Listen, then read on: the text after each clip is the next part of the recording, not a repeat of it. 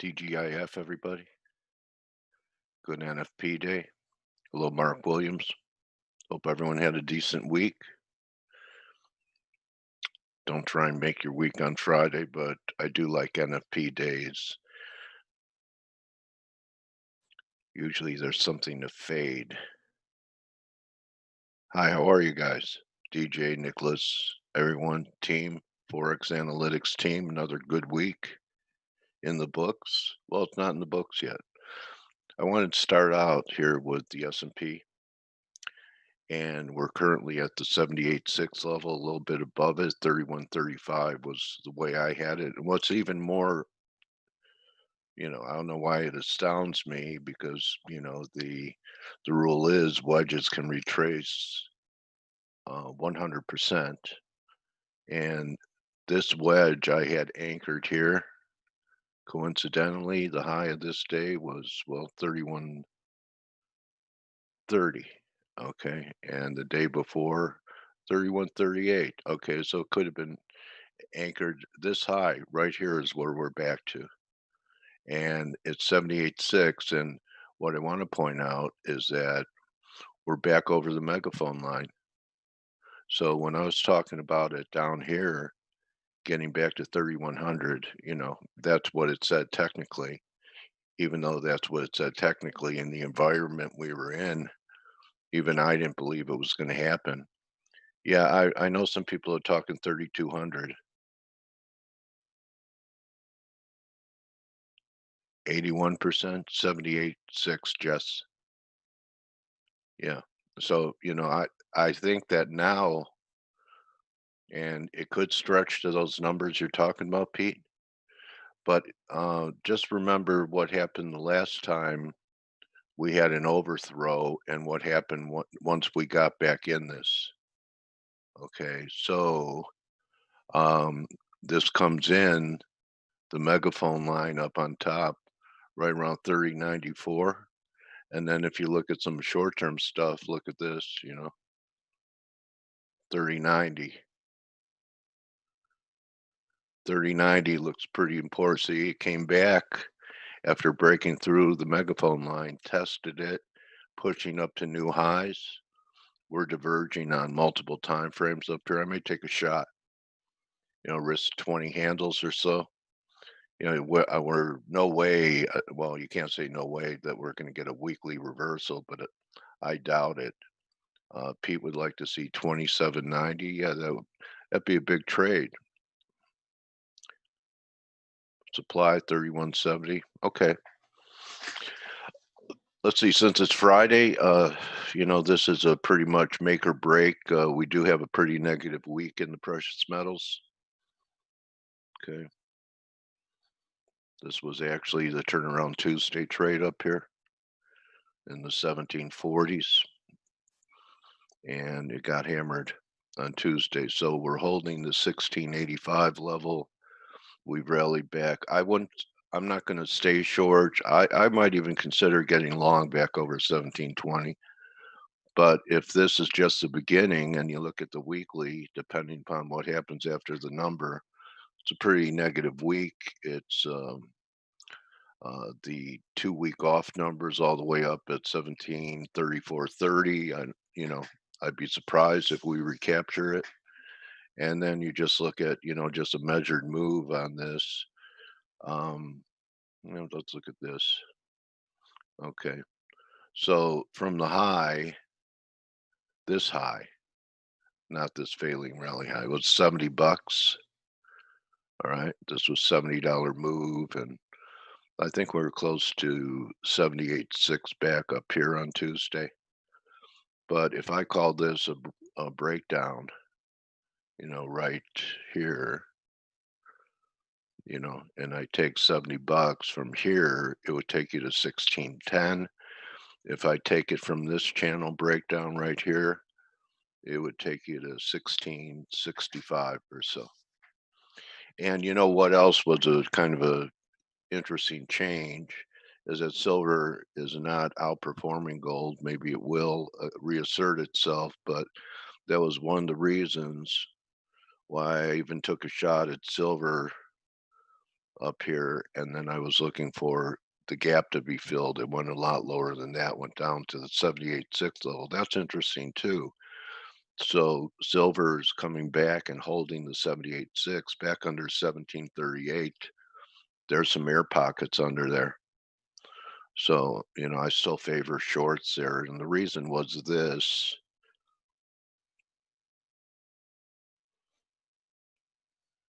We had equality, even a little bit more of equality on the gold silver ratio.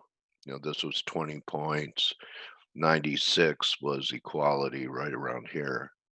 It's trying to turn. I mean, it's nothing magnificent. And you look at the daily, it's a confirmed low.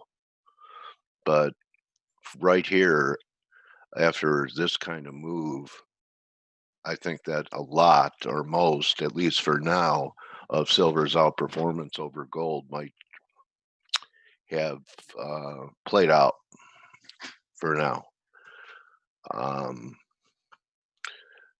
Dollar, euro, one almost back to 114 up here. Just be careful. I might attempt some type of fade in the euro. The 1 hour. We got a move up towards 114 or so. And I know a lot of people were looking for lows in the dollar, around 95.80 or so. So we'll see. I think it's a little late to be pushing the short side of the dollar, in my view. So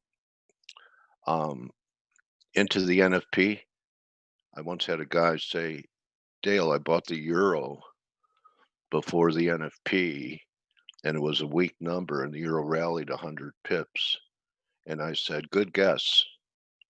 So anything you're doing trying to anticipate the market reaction to the NFP is, just a roll of the dice. It's really not trading to me. But how you react to it, if you have all your levels prior to the number and have some ideas of what you would do if the market's got to certain points, is it a short there? Is it a buy there? And you're ready and you're not analyzing on the fly. I just prefer to react to the reaction rather than trying to predict it. Okay. Thank you, Ziggy. So I don't know about you guys. I'm glad it's Friday. Anyway, I really hope that we helped you this week. Did we help you guys this week here in Face? Anyone get help? Learn some things, not just good trades, learn some things from the team that you're now integrating into your trading. And anyone who is not a subscriber able to catch maybe some of the downside in metals. We also had some very good patterns in play. Thank you, Pete. All right, so we laid it out on the floor. If you're not part of our community, that's the best way to say thank you. If you're enjoying Face and it's helping you, it's just the tip of the iceberg because you could be hanging out with good traders all day long in our chat room. What do you think, Gorkum? All right, so Blake, I know you're glad it's Friday too. I think all of us are a little worn out, even though you're a young stud. Are you a little worn And out by Friday? it is crazy out there, huh? Yeah. I mean, they're just buying risk like it's nobody's Yeah. business. I mean, these moves. I mean, I have to pull up a few things in Okay. particular that just are worth noting going into this NFP. Now, I was first of thinking of all, top picking the S&P for the 10 millionth time. yeah, You know what I I mean? mean, so let's like you got to start off with like the Aussie dollar. I mean, Okay. we're reaching for the highs from late December. Yeah. And if you look at the Aussie yen, I mean, this is just a complete V reversal. Look at the Aussie yen that's at it pushed above the December Wow. highs. That is amazing, Yeah. right?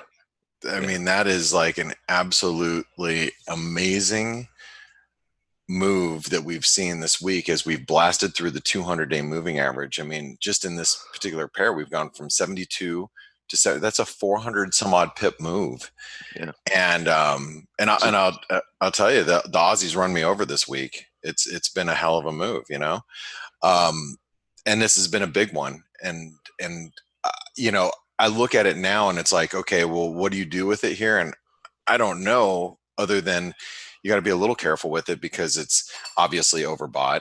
You know, you look at like all, you know, on every, you know, the relative strength metric, you're pushing Yeah. levels 80. that, yeah, I mean, you're above 80 actually. It's like Oh, 82, wow. 83. So um, you tend to get pullbacks, but are we, are, are we necessarily going to get a pullback here? I don't know.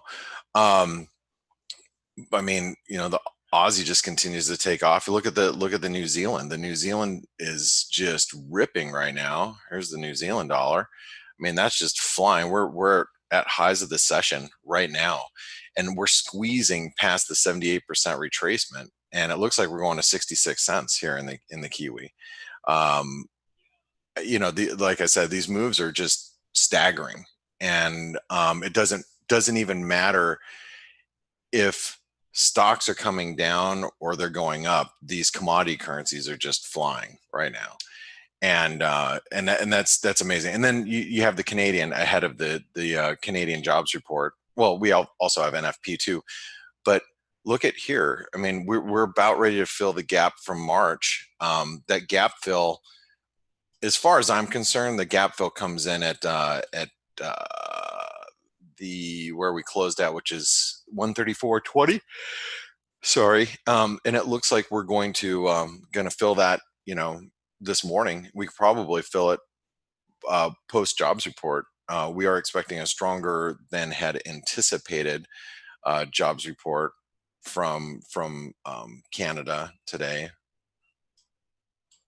but it seems like to me that's gonna, you know, that's coming out. Sorry, I'm trying to readjust something here.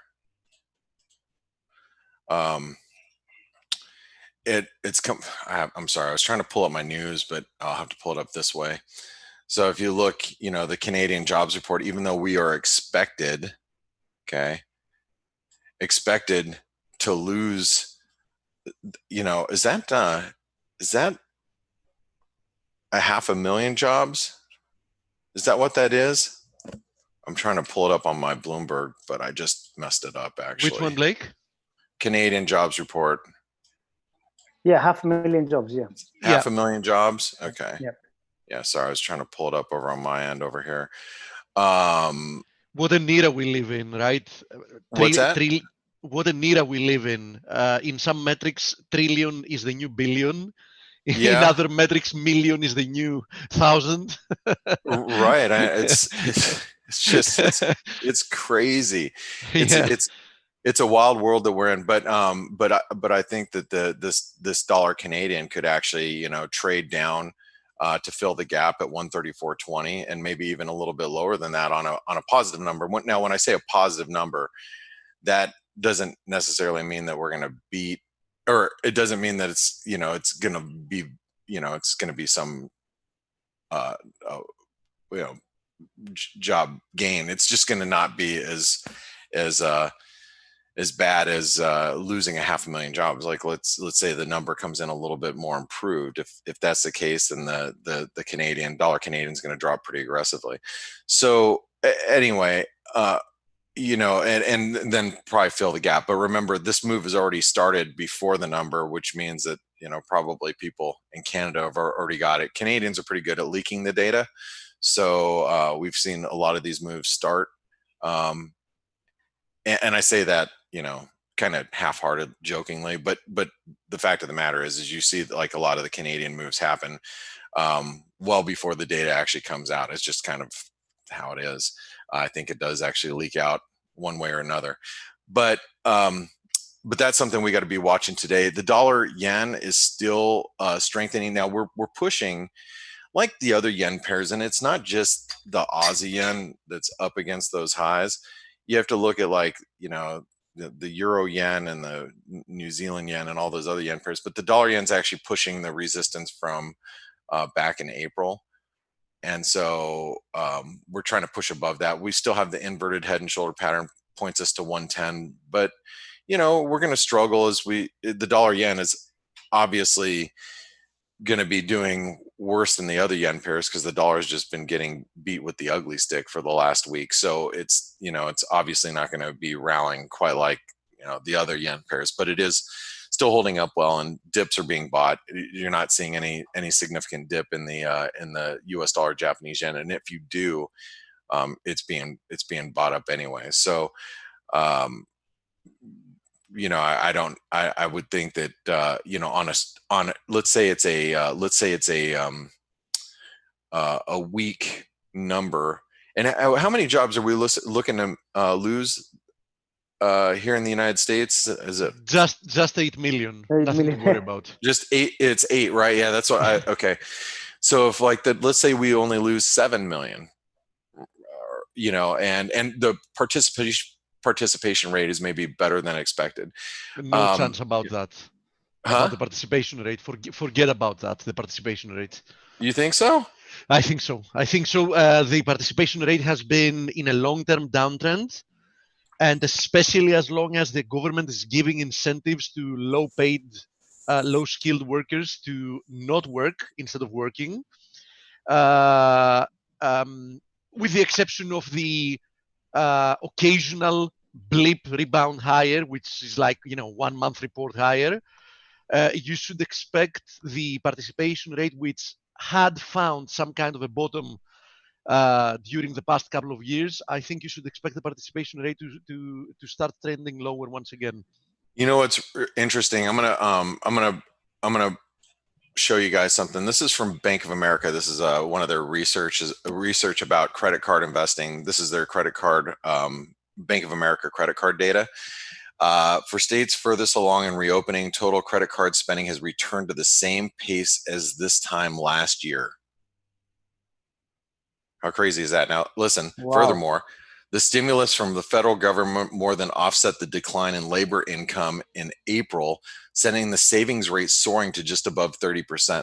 This has been particularly supportive of lower income population where total card spending is trending 3% year over year.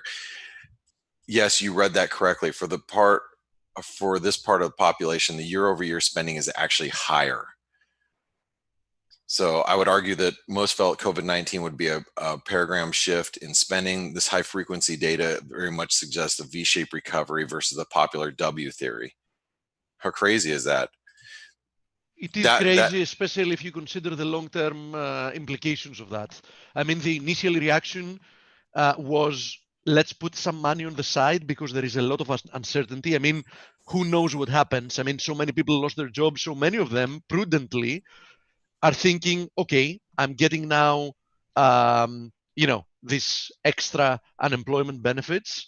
Yeah. But who knows what happens and how long they extend it. So, the normal reaction under current circumstances is to repay part of your debt because debt is expensive, and to put some on the side in case things don't work out. So in case you're not one of the people that are being called back to get your old job back just because the economy had a V-shaped recovery. And in essence, what they want to do is penalize this behavior and get people to go even deeper in credit card debt. Just to give you an idea, Blake, I'm not surprised by that.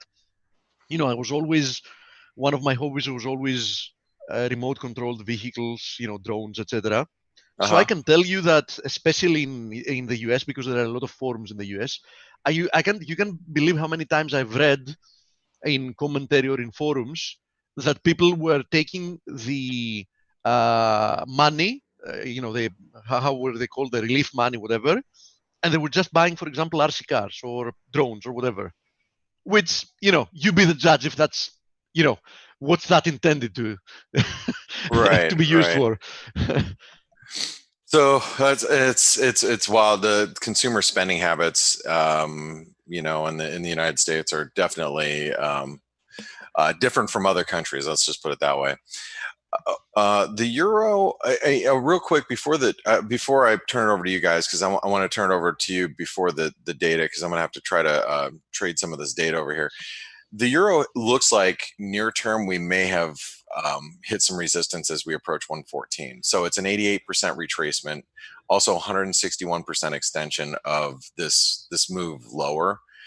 I do think that any dip in the euro down towards the 112.50 will be supported. Like this trend line, you can see it's like a pretty minor trend line. I'd preferably actually be wanting to buy the euro down at 111.50, but obviously that's not something that's going to happen today. It's just not going to happen today. But that's what I'm going to be looking for. I'm going to be looking for an eventual move down to 111.50, but hopefully a move down to 112.50 might give us an opportunity just for a bounce, intraday bounce today. Should the number be a little stronger than expected, it might pull that euro down just slightly. That's what I'm thinking and how I want to trade the euro. Your question might be to me, do I feel like shorting the euro? No, I don't. It's too strong to be shorted, but it's too overbought to be bought either. You know what I mean? So I'd rather just buy it on a pullback versus trying to fade this very strong move, which obviously the dollar, this dollar sell-off has been very aggressive. So it's hard for me to get in front of that.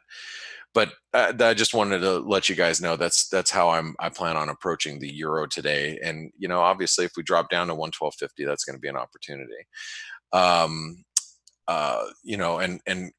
going back to the dollar Canadian, I think the dollar Canadian, we got to keep an eye on it. If it drops, to the 134 level, 134.20, we're almost there. We're almost to this gap fill.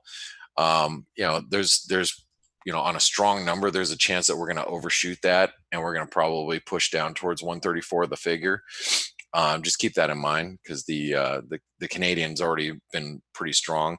And one last thing I want to bring to your attention, I'm not watching this during non-farm payroll. I'm just kind of watching it over the course of the next couple of days, is the US dollar Mexican peso. I'm watching it because we are obviously at the big 618 retracement from when this move started.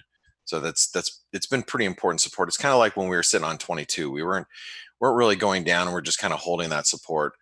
I think it's important that we continue to watch it. Now, what I am looking for is if we, for some reason, break back above 22, I think that's going to suggest that we have a little risk off. Now, I know you guys will probably laugh. You're like, risk off, what's that? We don't even know what that is. But yeah, I think I forgot what it is too. But let's also keep in mind that the S&P's got this ascending wedge. So in this ascending wedge, we're hitting the 78% retracement. The NASDAQ 100 is, hitting all-time highs, but rejecting it the last 2 days.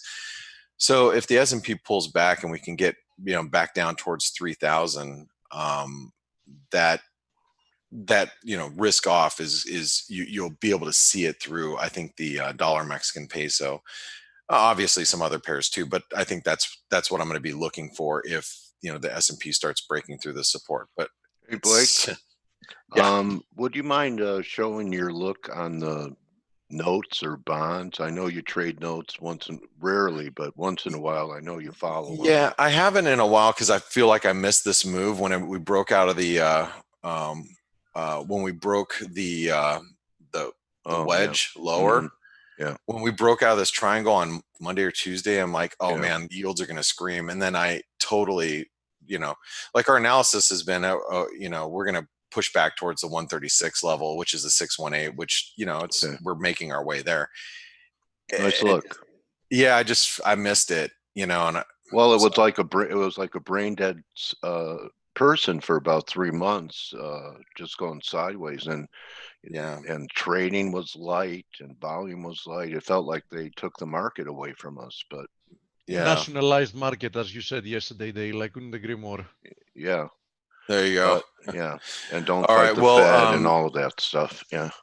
Steve and Stelios, I'm going to pass it over to you guys ahead of the numbers. I want to thank everybody for being part of our community. For those of you that are with us, and for those of you that are not, I hope you take an opportunity and give us a trial. and download the mobile app when you do that, and come visit us in the chat room.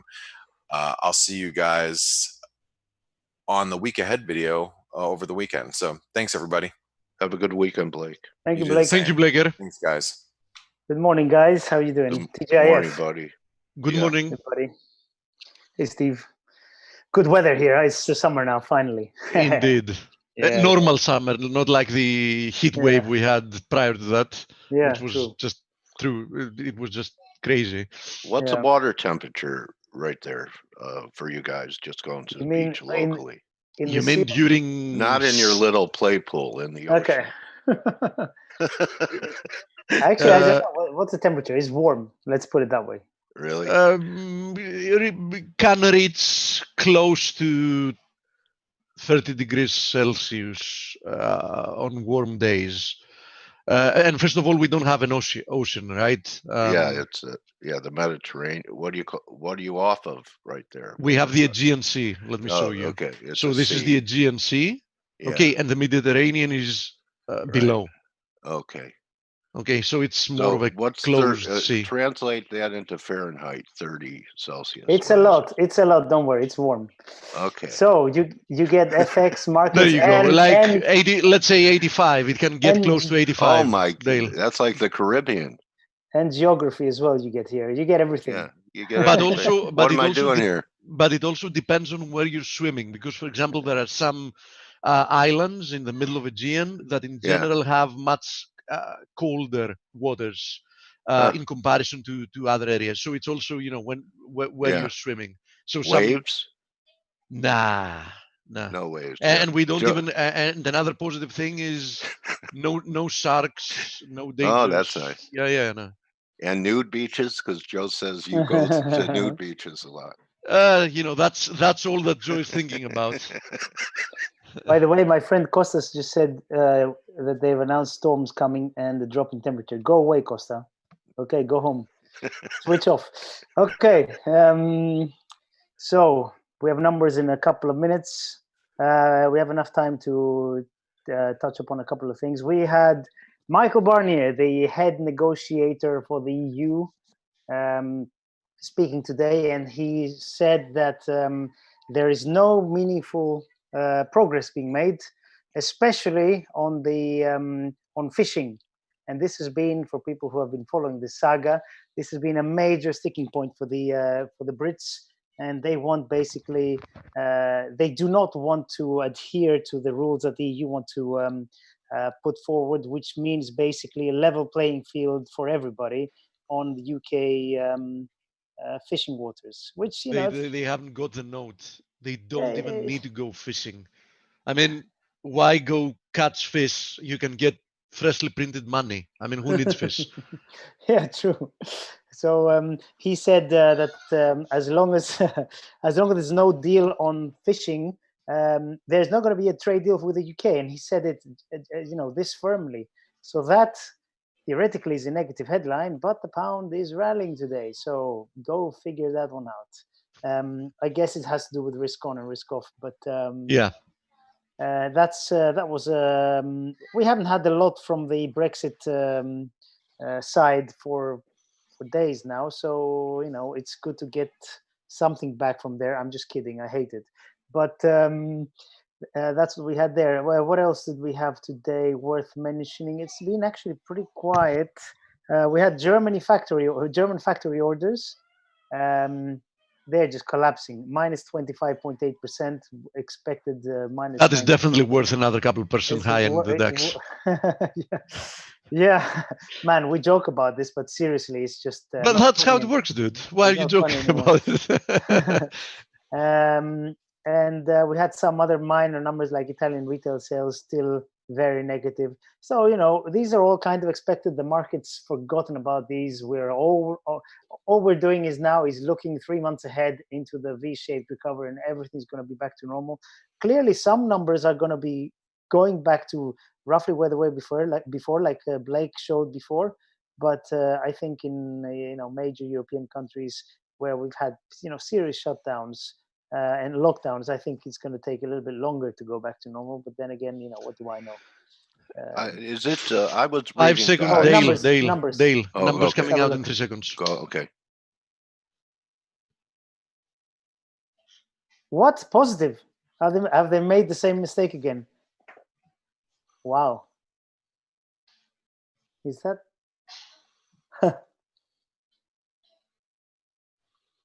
That doesn't make sense, right? Because this is a monthly number.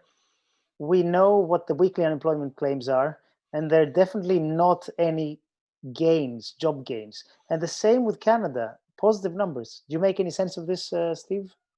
This is, yeah, I don't really understand it. Doesn't make much sense, especially considering the recent data we got. I tend to believe, though, that this type of a surprise, if it's not some type of a mistake, Wow. I am shocked, seriously shocked. This ought to kick yields my into high gear. prediction is that this might produce a reversal lower, actually. I think we might see an initial reaction higher in risk. And given how distorted and crazy this market is, I wouldn't be surprised if this marks a short-term high. I have no idea what to make of this. Seriously, I'm really shocked. Remember last time they made a mistake with a negative number? Yes, But that's why I'm a little bit skeptical, because we've seen some huge mistake in calculations during the past couple of months, because we've had some but it's out of this not, world numbers. It's not one. The problem is it's not one number. It's four of them. You know, manufacturing payrolls, private non-farm payrolls, non-farm. You know, you have four numbers which are anyway. Let's see. You know, let's not dwell on that.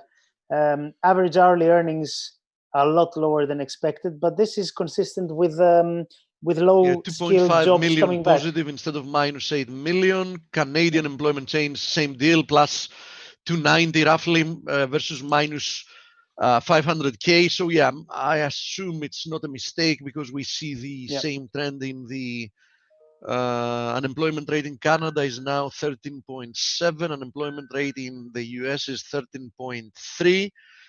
US average work week hours is actually better at 34.7 hours versus 34.3. Manufacturing payrolls 225 positive versus minus 440 negative. So these are the numbers, and initial reaction is how much risk weaker on. NASDAQ is compared to Now for days look at this. Look at this, NASDAQ Dale. compared to S&Ps. The DXY has reached our downside target that we had since before we broke the triangle. It's actually reacting higher at the same time that stocks are reacting higher. That's you know, from an economic standpoint, it makes sense that the dollar would react higher to positive numbers. So now we have a short-term reaction that's both positive risk and positive the US dollar. My intuition tells me that this is not going to be lasting very long. So I'm wondering if these numbers, which were totally unexpected, are going to be the catalyst for a blow-off top. At least in the short term. NASDAQ is lower now, buddy, on the day.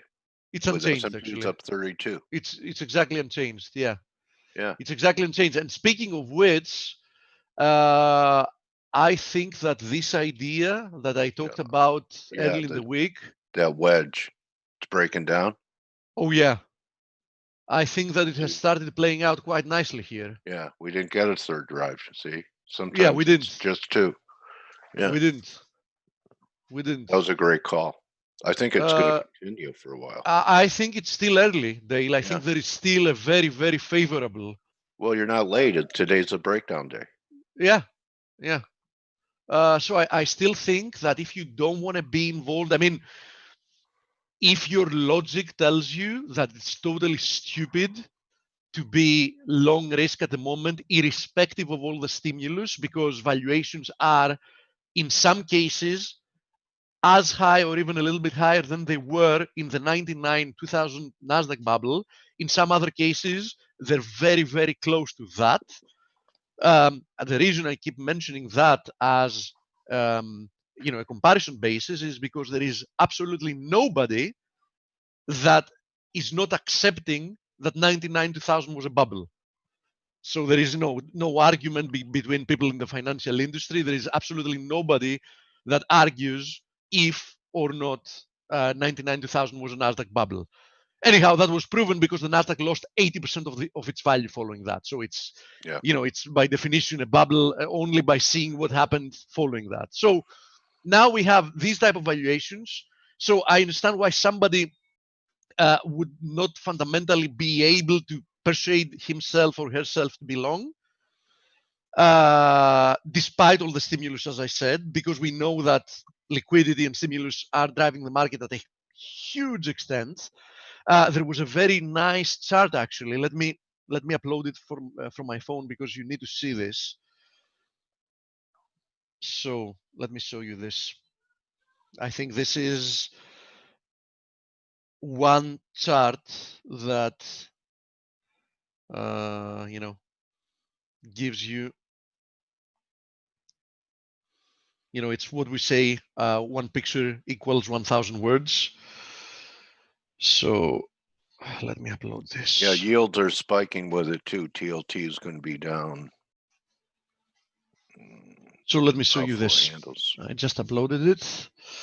Stephen, that approach is also probably, even though now we're probably there, a better way to go instead of just top picking and getting stuff. Look at this. S&Ps. Look at this, Dale. Yeah. Wow. This is the forward PE, price to earnings ratio, from the Russell overlaid with the Fed's balance sheet. Yeah. There's a little correlation there. I think it has to be a coincidence. It can't be true.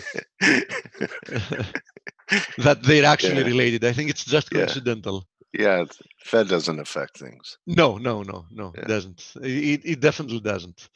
What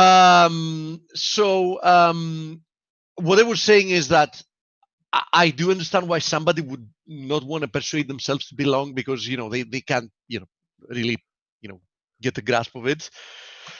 But on the other hand, trading, for example, this ratio, the Nasdaq to S&P ratio to the short side, is something that makes you neutral, having to do with risk in the market, and you're just in essence trading the reversal in the out of this world overperformance of the Nasdaq for such a long period of time, especially considering that one of the narratives currently is that the economy is reopening and everything is going to be all right.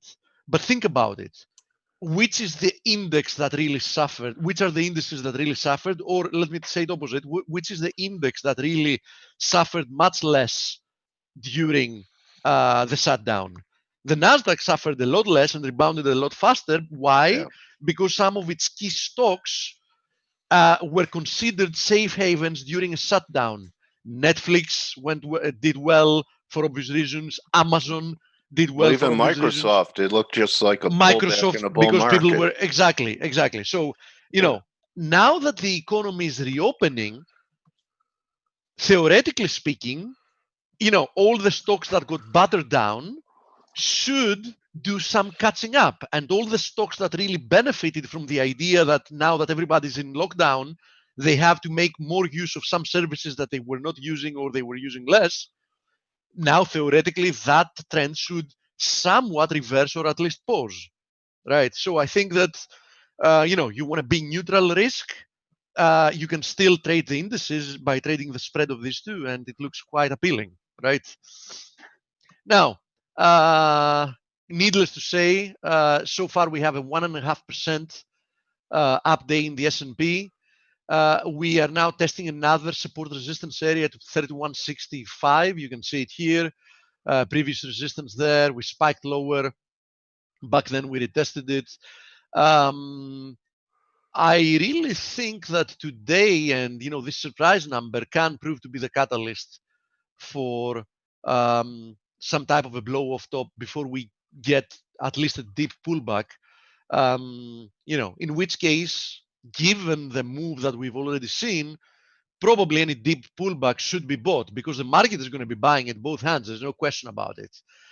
But there's also no question in my mind that this move higher is, completely overblown. Completely overblown. So I'm pretty sure that a lot of weak long hands, a lot of people are going to be capitulating and they're going to be like, oh, the hell with it. I'm buying. I mean, I can't see this market move higher anymore. Natural or anyhow, not natural, yes, FOMO. So, I can't see this market anymore move higher without me. I'm going to be buying. And they're going to be buying at, worst possible prices having to do with a short-term move, which is nearly exhausted, and these are the people that are going to be finding themselves out of the money pretty soon, and if they don't have the patience to hold on their positions, they might even close at a loss. So let's see how the day evolves. As I said, the DXY has found support at this horizontal support resistance area. So pay attention to this area. We might see the beginning of a move higher from here. I think that now that the USD CAD, Blake mentioned it before, has filled the gap. Yeah, it has filled the gap. As I was saying since the day before yesterday, I think that the risk reward ratio for being short the USD CAD is now not anymore there. It was, if you wanted to short it, once we were breaking through this triangle, but I think that there is no risk reward anymore here. Next downside area of support is at 133.20. I think that USD CAD can turn higher rather soon. The same applies with Aussie and Kiwi. Aussie and Kiwi have had impressive moves to the upside, but really don't chase them up here. I mean, for example, you want to buy the Aussie, buy a retest of like 66.60. Don't buy it up here. You want to buy the Kiwi, wait for a retest of the, for example, 200 DMA or so. I don't think you should be chasing the market here. It's quite dangerous, and in the vast majority of the cases, chasing a move that has already extended so much usually proves to be a very, very bad idea. And I know that normal human psychology is to feel like you're losing money when you're just not making money at a big move. But if you lost a move, you lost a move. That doesn't mean you can't correct one, let's call it mistake, although I don't think it's a mistake because this market has been very hard to trade. I mean, it's extremely hard for somebody to have bought a move like the one we saw to the downside and hold on to a move higher of like 45%. I mean, I was long the S&P from like 24.20, and I closed my position with a very decent profit at 28.50, and I thought that was an amazing trade. It's not easy to ride this move higher because it's natural to expect that you're going to see a pullback a lot sooner than it's already happened. But you can't correct one, let's call it a mistake. As I said, I don't think it's a mistake with another one. So jumping late on a move is not going to make up for what you think you should have made and you didn't make. It's probably going to hurt your account. So that's my personal advice here. Let's see what the metals are doing, and then we're going to move to yields, as Dale mentioned. So clearly, this has hurt here gold and silver for obvious reasons. Gold is retesting this descending channel. This 1690 is an important support resistance area. Let's see if we're going to manage to close below or above it today. Here is silver back at 1730. We timed this reversal in silver quite nicely. I mean, we were expecting this move out of this triangle to be terminal. I still think silver can correct decently lower before it moves higher. I do think that you should be buying both silver and gold at their pullbacks. I don't think you should be jumping in buying them like immediately after 2 or 3 days necessarily, but I do think that they're going to prove to be nice buying opportunities. Now, having to do with platinum, platinum back tested earlier today, this 800 support resistance area support. If you remember, I made it very clear that as long as we are below 875, you should be careful because the closer we were to 875, the risk reward was skewed to the downside. So far, we seem to be trapped in this range, 800 to 875. So I think whichever of these levels break, it should produce an extension. And here is Palladium to finish up with the metals. Palladium is so far holding up decently. I think that as long as the risk remains well bid, it shouldn't collapse lower. Here is copper having a very big move today for obvious reasons. I warned you yesterday, though, be very careful because one key area for copper was 248, but the next key area, triple confluence of resistances, is where we are currently almost at, 256. 256 is the 200 daily moving average support resistance area. Let me see if it's also a fib area. Wouldn't be surprised if it was. Yeah, as you see, 61.8 more or less there as well. So let's see what this level does for copper. I would definitely not be buying it up here on resistance.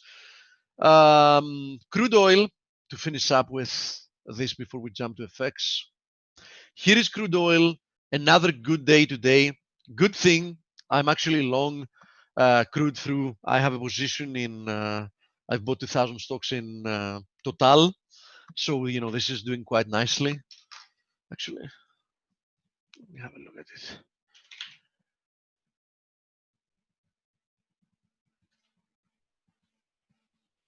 Yeah, bought it at 33.5, so it's doing quite nicely.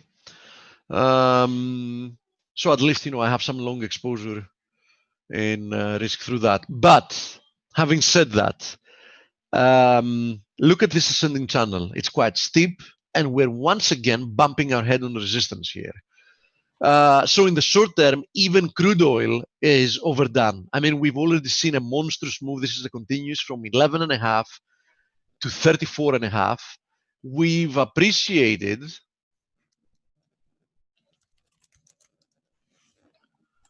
210% in 33 trading days. I think that the risk reward doesn't make any more sense being to the long side before. Let me delete all this. Before we see at least some type of a pullback, right? Something like this.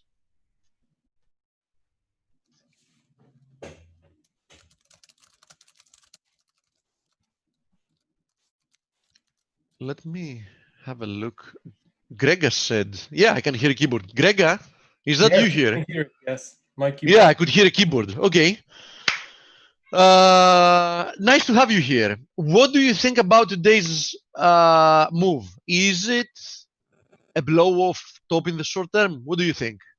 Well, I think that the trend that is seen since Monday is still intact, and I believe this will continue. If we will see some dollar strength into the US close today, I guess this will be just a pullback and probably opportunity to join this weakness that I think can resume to much lower prices. Wait, are we talking now about the dollar? About dollar in general, yes. So you don't still believe that the dollar can see a higher high? Yes, it can. I mean, on the higher. Why don't you grab the screen? Yeah, sure.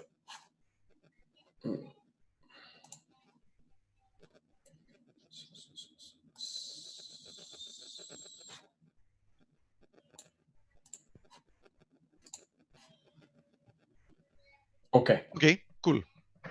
So regarding dollar, I think that still this is a corrective setback from, let me just make it bigger, here from the highs. Okay, but I believe that this wave C is still incomplete. I think that there can be more weakness, even maybe towards 95, 94. The previous lows, huh?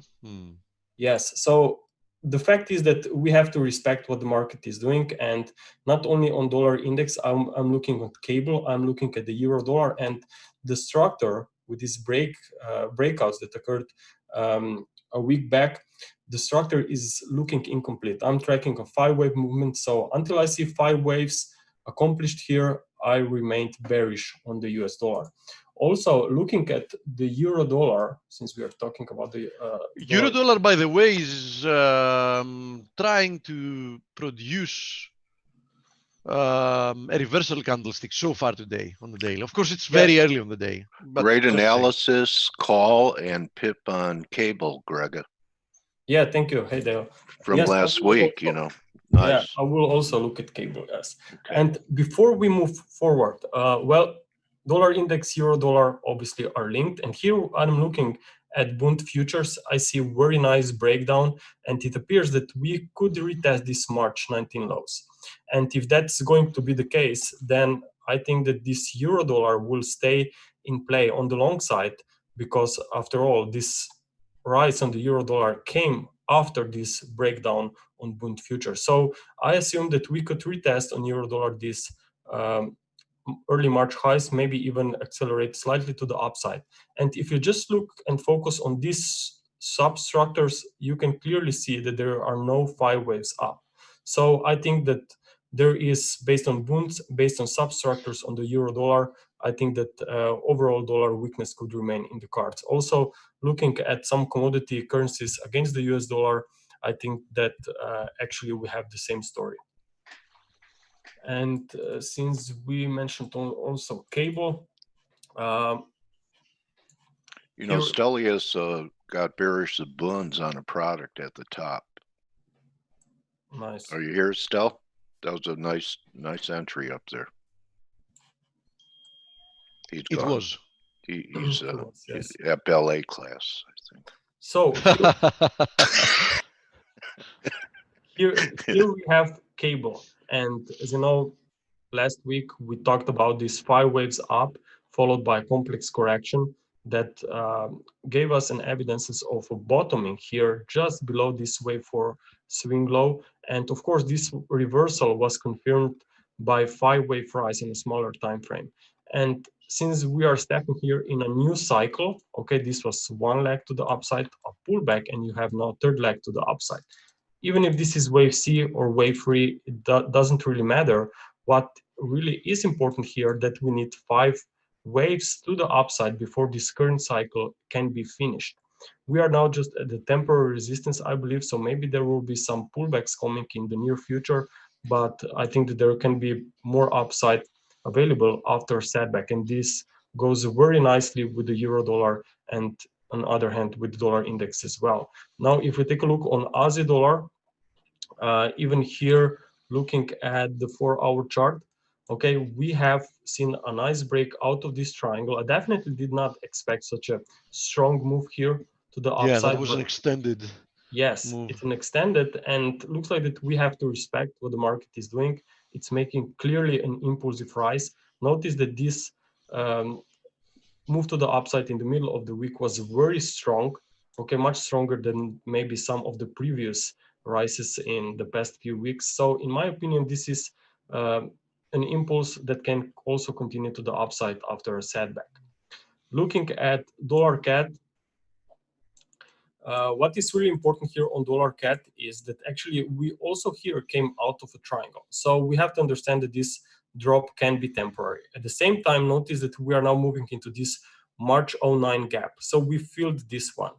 Maybe we'll get, as you know yourself, those gaps can play a very important role regarding to reversals once they are filled. So maybe we'll get some kind of a recovery, but I would not be surprised if we see another drop then after this 4th wave, and you will actually see that you have another gap down here back from February 21st.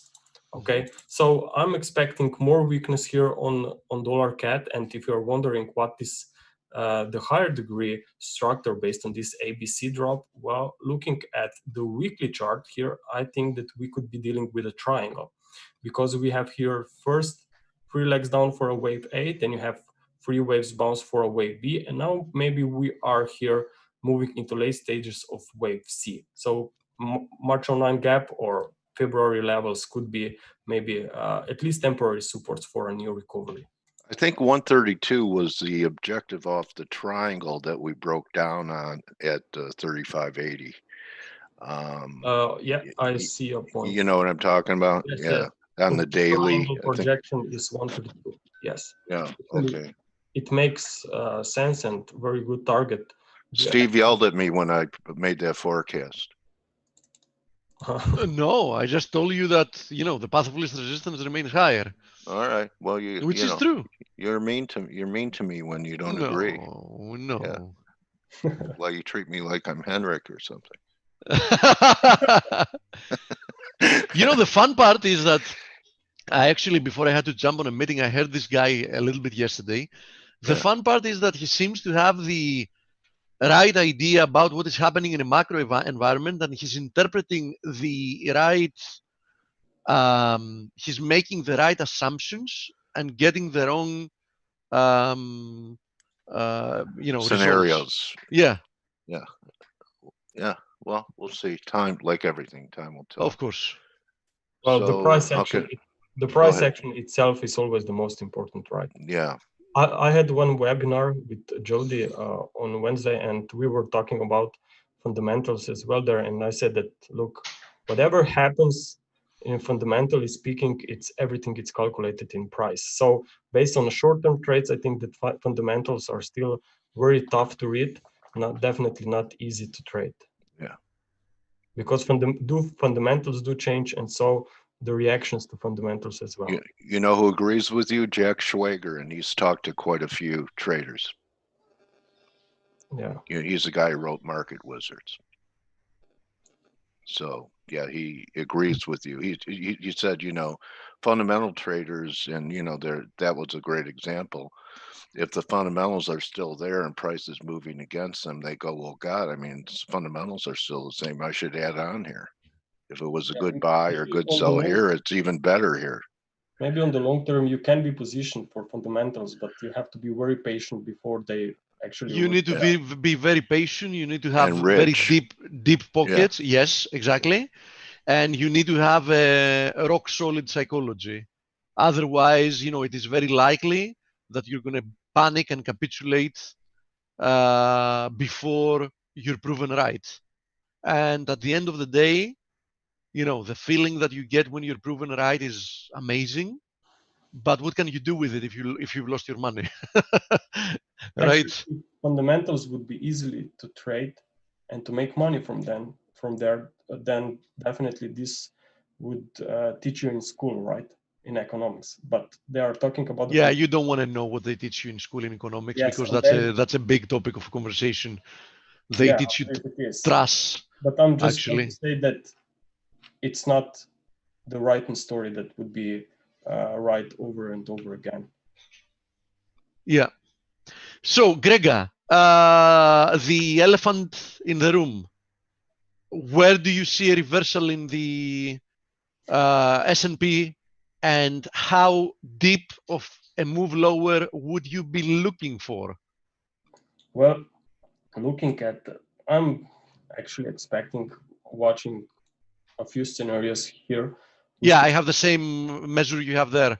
The 100% extension of wave 1 to wave 5, right? Which comes, my measure is 3,227.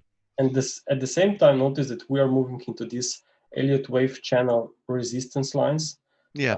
But I'm just worried that we will see an extension up into this into this February gap. An overthrow, huh? Yes, it could be. I mean, this February gap, it's still open while the Nasdaq has filled. And it's very interesting that Nasdaq is actually now, it's slowing down. Nasdaq still in an ascending wedge, yeah. Yes, it's slowing down. So maybe the S&P 500 is now trying to catch what it missed earlier in the last few weeks. And once the S&P 500 also maybe even moves into this gap, who knows? That's when market could actually face a pullback. At the same time, I mean, Nasdaq 100, I'm sure they're in the media once we breach decisively to a new high. I think that even more investors and sentiment will move into extreme levels, and I think that's the timing when we will have to be very, very careful.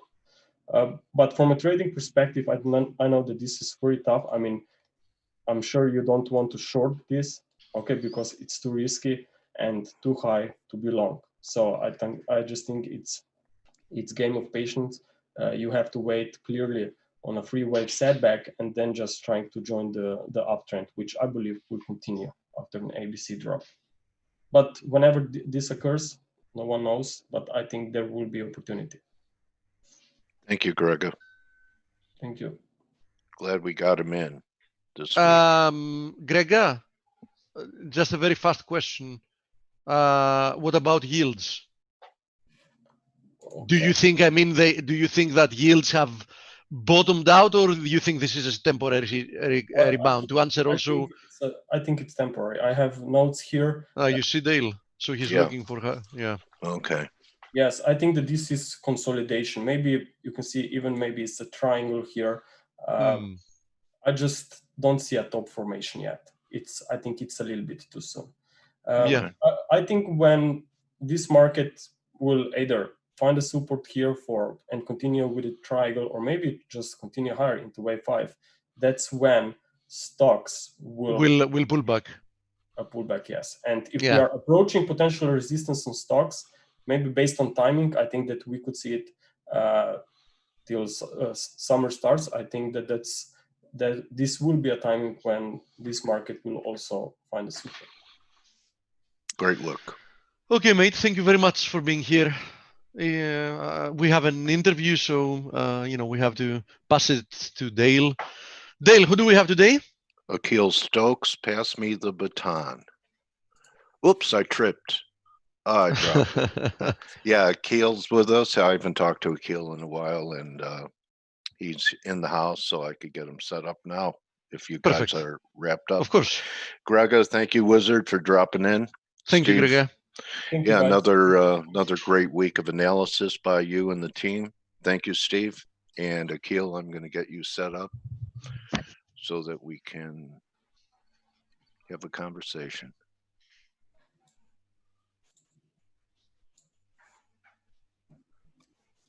Okay.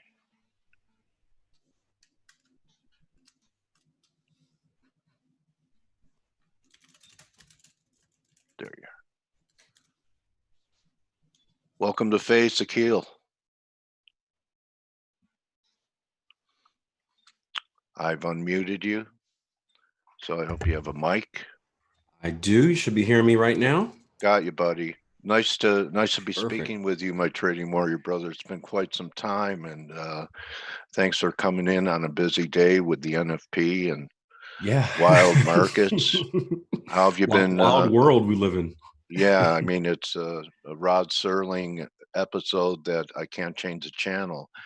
And, I want to talk about what's going on, but, it's been so long since I asked you how you got into the business and, a little bit about your journey and how you got started. And, it's always interesting when, people have evolved during a career to get the point A, the starting point, the origin. So you want to share with us how it started for you, and who do you blame for pushing you on this path? Sure. I'll give you the brief version, and before you do it, we can you can share your screen with the green box. It's on your drop down menu, and then we could kind of see what we're going to be talking about after that. All right. Do you see the green box? I do. I'm trying to figure out. I've been sick all week, so my mind is still kind of okay. So you just click a little it. Cloudy, it's coming up. You didn't have COVID, did you? I hope not. No, I think just I don't know what I had, but I don't think it was COVID. I feel better now, but just kind of I've All got two right. kids, so you know how that goes. Yeah. It's the Oh, okay. journey. Yeah, Yeah, they're laboratories. So, exactly. how long ago was it, Akil? How long have you been doing it? And like, what was your first gig in the business? So I started back in 2007, which seems like ages ago now. Yeah. And I got started in investments. I don't want to say purely by accident, but I think I was blessed that my father did a good job of keeping me financially educated. I think it's a major problem in this world that we aren't educated more just on the basics of money, how money works, investing. And, I perhaps have some conspiracy theories behind that. But my father did a good job of, from a little kid, teaching me about money, teaching me about savings accounts back when they had interest, teaching me about certificates of deposits and money market accounts. And when I graduated college, I spoke to him. I had some money saved up just from, I'm pretty frugal and I've worked my entire life. So I had some money saved up, and I just had a conversation with him about what to do next. And he mentioned investing. So I started looking into investing. At the same time, things were getting serious with my girlfriend at the time, wife now, and ended up finding out that her grandfather type figure was this big time investor, this local millionaire that did real estate and invested in the stock market. And I kind of just used him as a mentor, right? First, I started off by just sitting in his office and just listening to his conversations, being a fly on the wall, kind of taking Yeah. notes. And eventually he took me under his wing and kind of taught me about investments. And I first got started in the stock market, and that's where I got a bug for it.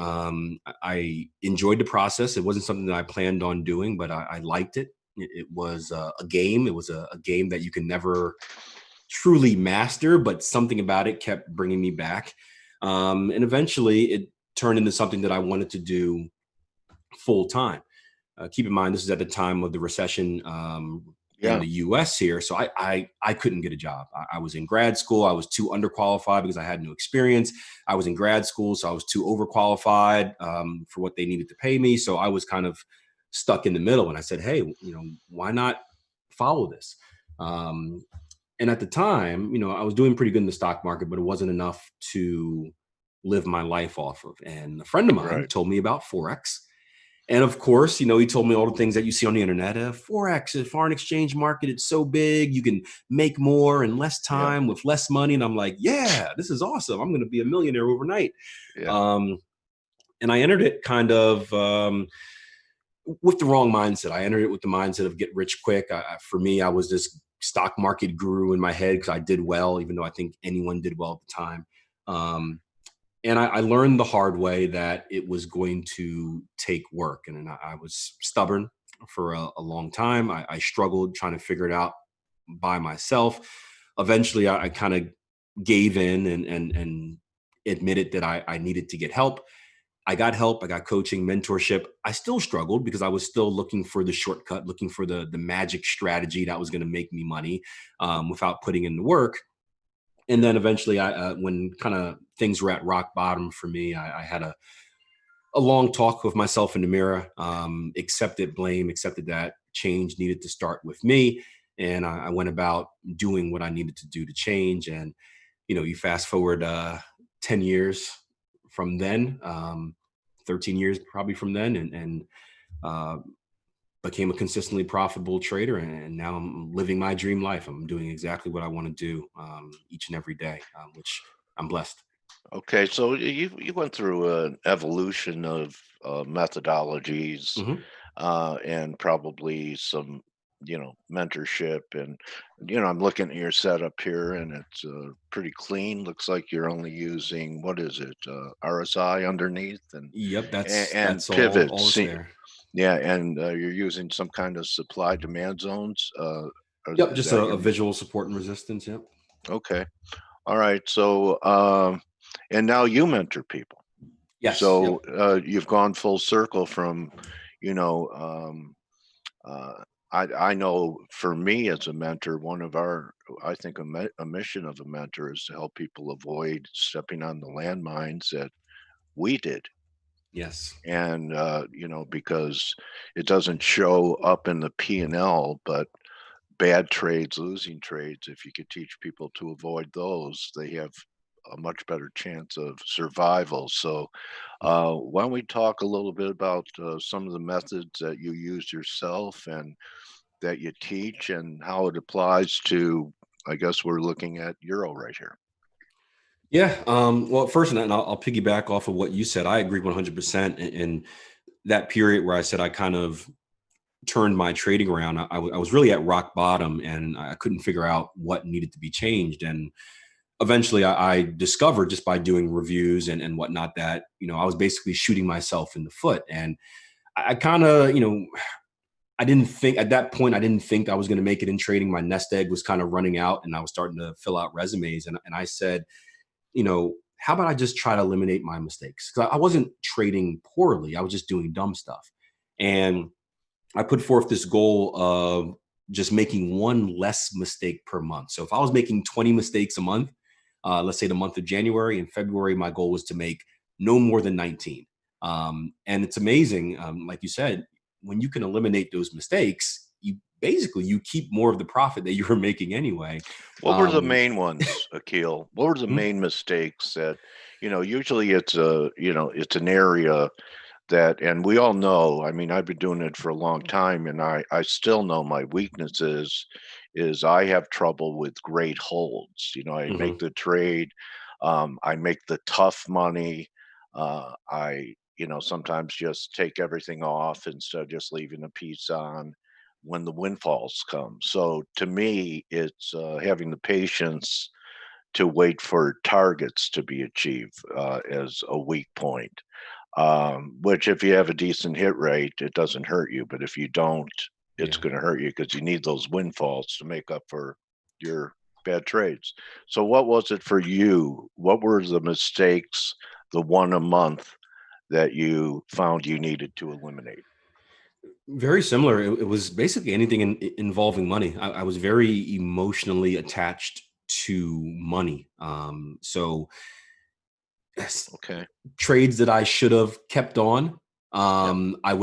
I would exit at the first sign of profit, because in my mind, if I made money, it was a good trade. In reality, I should have made more.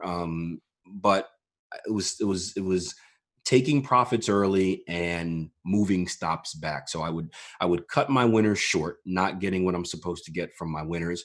My losses, I would move my stops back. I call it trading off the hopium, right? Hoping that the market would reverse and give me a I shot. call it CIC, a CIC order. You know what that is? See, I see. For No. a stop, cancel if close. Oh yeah, yeah, Huh? yeah. That's All good. right. Okay.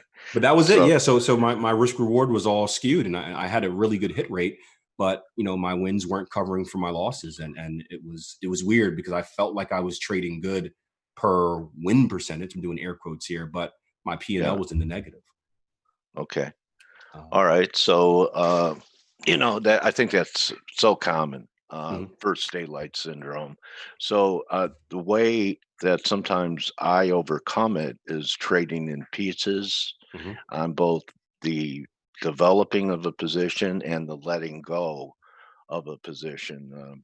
Do you trade multiples so that you could, take partial profits and still have something going? Is that what you teach people to do? Take partials? Yes, depending on the strategy, obviously, if it's, I'm more of a counter trend trader myself, but if, so for my counter trend trading situations where I'm looking for just a quick relief in the market, a quick reversal, I'm usually one in, one out, meaning I have a single exit position, Okay. because those moves we're not expecting to follow through. But if I'm in a move where I'm looking to catch the trend up, then yes, certainly I think there should be an initial profit target, a safer one. I think that helps mentally as well.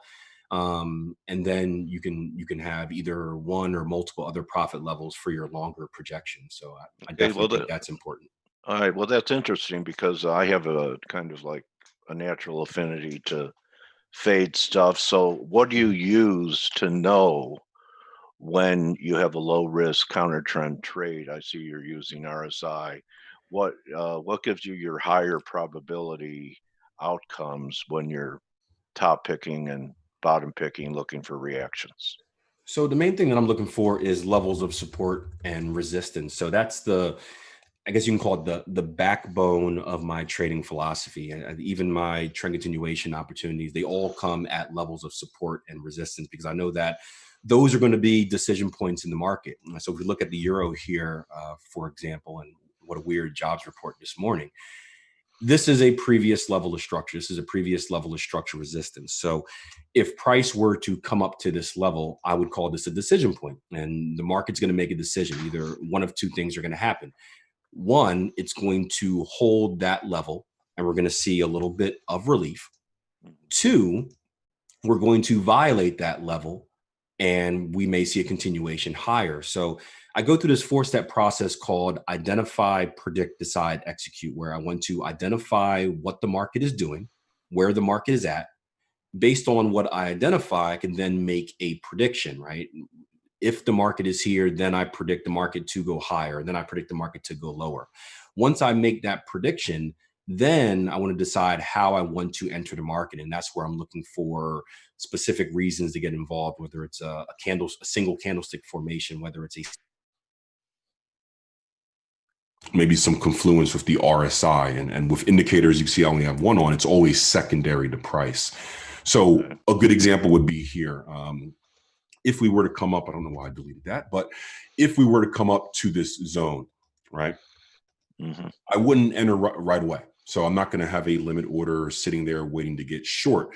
I want to be predictive in my analysis, but I want to be reactive in my execution. So I'm going to say at this level, if I'm looking for a counter trend trading opportunity, a short opportunity, if price action gives me a pin bar higher, a lower low, lower close reversal, then I'll enter next bar market. So what I'll wait for is something like this, for example. So price comes here, market gives me a sign that maybe we've probed this level, we've tested this level, but found selling pressure at the highs. That could be an aggressive entry right there. I'd rather look for a little bit more confirmation. Okay. Yep. So a close below, just adding a little bit more confirmation that, hey, the selling pressure has taken over and there's a better probability of this thing going short than high. And we never know, but we're just trading in probabilities in the market. And that's what I mean by reactive. So I think people, go ahead. Also, I think a lot of traders get in trouble because they have the prediction part down, but maybe they react too quick. So they assume just because we hit structure means we need to sell right away. And the reality is we need to be a little bit patient. It doesn't matter what your entry signal is. It's going to be different for different people, but we need to wait for the market to give us that confirmation that what we're predicting is more likely to happen than not. And then obviously putting ourselves in a good risk reward scenario as well to complement that. Okay, and what do you use RSI for? He'll use it just for overbought, oversold, or divergences, or knowing whether market confirms high or low. Because you don't have much on here. It's the only indicator you have. I'm curious why you have it and how you use it. I use it for both oversold and overbought principles. I also use it for diversions. Working on something as well with it where I do pay attention to the zones in which the RSI is at. I don't have it drawn on here, but you'll see me typically draw out a level here at 66, another one at 33, and pay attention to the ebbs and flows depending on which zone it's at. But mainly looking for divergences in the market and overbought, oversold scenarios. Now, it's important to tell traders that are new. I think a lot of traders think the RSI is a reversal indicator. It is not. It is a relative strength indicator. It measures how strong the market is. It doesn't tell you reversals, but you can use it in kind of the general theory, what goes up eventually must come down. So when you see the market in an overbought or oversold scenario, it doesn't mean it's going to reverse right away, but it could give you a clue that a reversal is coming, especially when you compare that with diversions. But I think a lot of traders get into trouble because they want to sell it right away as soon as it's oversold. And here's a good example right here. Yeah, it could going stay oversold simply just means it's strong, right? So if you're selling it right here, I mean, you're going to take a loss just simply trying to trade it while it's oversold. So it's a good complement, but in my opinion, price action should always come first. Okay. All right. Was there anything else that you want to present to us today? I didn't have anything planned. If your Okay. listeners want me to take a look at a pair, I can. I apologize again. It's just been That's a okay, buddy. rough I know week for me. you're not feeling well. Why don't we do this then, Akil? What's your recent business model and website, and for people to follow you when you're feeling a little better, and people that are looking for someone to teach them? What's the best way for people to do that? Well, I got a few places. My business is tier1trading.com. You can head over there. We do mentorship and coaching, lots of fun stuff like you're doing here, live rooms. We do accountability sessions, You training courses, and show whatnot. the site? Share your screen. Sure.